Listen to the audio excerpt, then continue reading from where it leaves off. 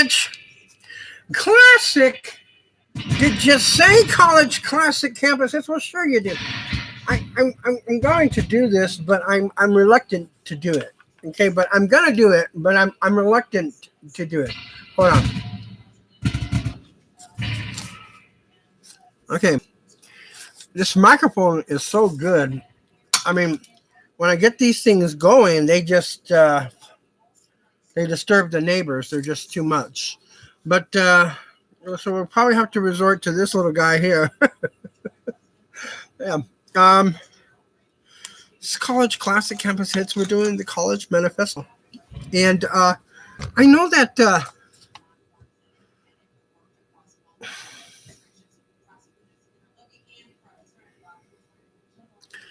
I know that there's a reason for this. Communism, socialism, exploitorism, uh, etc. Let's finish. Will you? Lord God Almighty, be with us. Amen. And so the bourgeoisie has, through its exploitation of the world market, given a cosmopolitan character to production and consumption in every country. And to the great charging of reactionaries, it has drawn from under the feet of industry and the national ground on which it stood. All old established national industries have been destroyed or are daily being destroyed. They are dislodged by new industries whose introduction becomes a life of and death question for all civilized nations by industries that no longer work up in indigenous raw material, but raw material drawn from the modus zones, industries whose products are consumed not only at home but in every quarter of the globe. In place of the old wants satisfied by the production of the country, we find new wants requiring for their satisfaction the products of distant lands and climes. In a place of the old local and national seclusion and self-sufficiency, we have intercourse in every direction, universal independence of nations, and as a material or as in material, so also in intellectual production, the intellectual creations of individual nations become common property. National one-sidedness and narrow-mindedness become more and more impossible. And from the numerous national and local literatures, arises a world literature.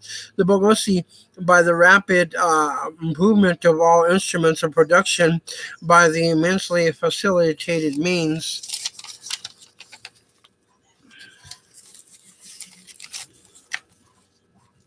of communication, draws all nations, even the most barbarian, into civilization. The cheap prices of its commodities are heavy artillery with which it batters down all Chinese walls, which it forces the barbarians' intensely obstinate hatred of foreigners to capitulate and compels all nations on pain and extinction to adopt the bourgeois mode of production. It compels them to introduce what it calls civilization into their midst, i.e., to become glorious themselves in a world. It creates a world after its own image, or maybe even Antichrist. But let's continue.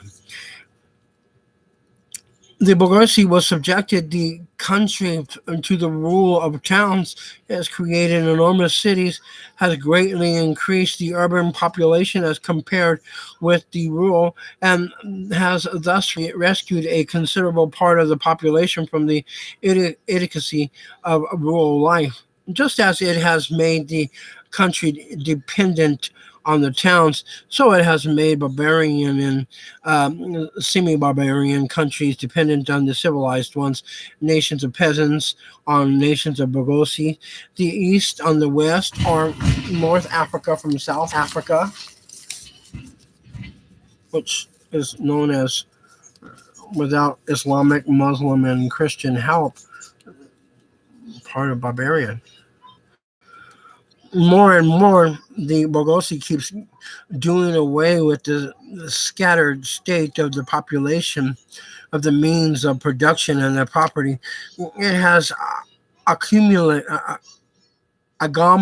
accumulated, rated population, centralized means of production, and has concentrated property in a few hands. The necessary consequence of this was political centralization, independent or but loosely connected provinces with separate interests, laws, governments, and systems of taxation became lumped together into one nation with one government and code of law and national class interests, one frontier, and one custom tariff. The Bourgeoisie.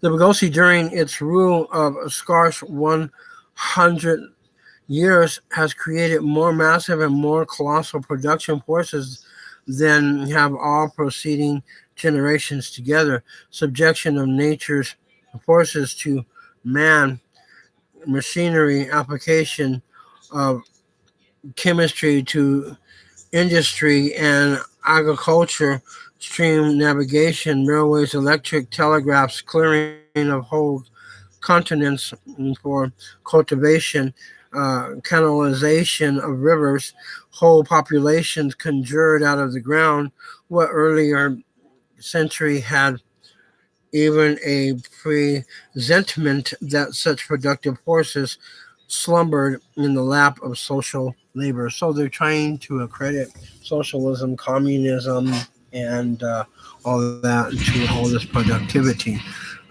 But there's sort of a there's what we say here: socialism and communism um, without Christ Jesus. What happens? Darkness. It would be darkness. There would be no socialism. There would be no communism. There would be no production.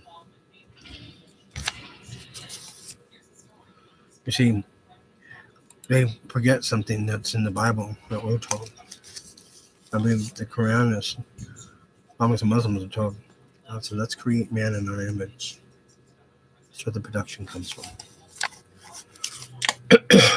We see then that the means of production, well, it still refers to God.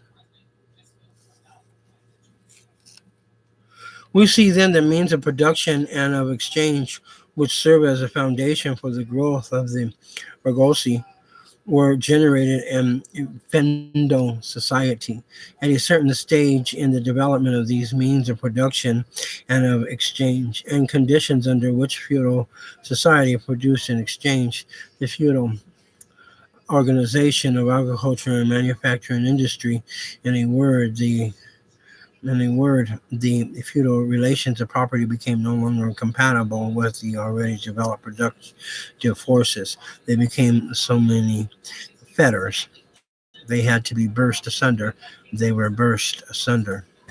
Into their place stepped free competition, accompanied by a social and political constitution adapted to it, and by the economic and political sway of the Bourgeoisie class. This is College Classic Campus Hits. I'm TcYbarra. None of this is possible without Christ Jesus. None of it. God bless you.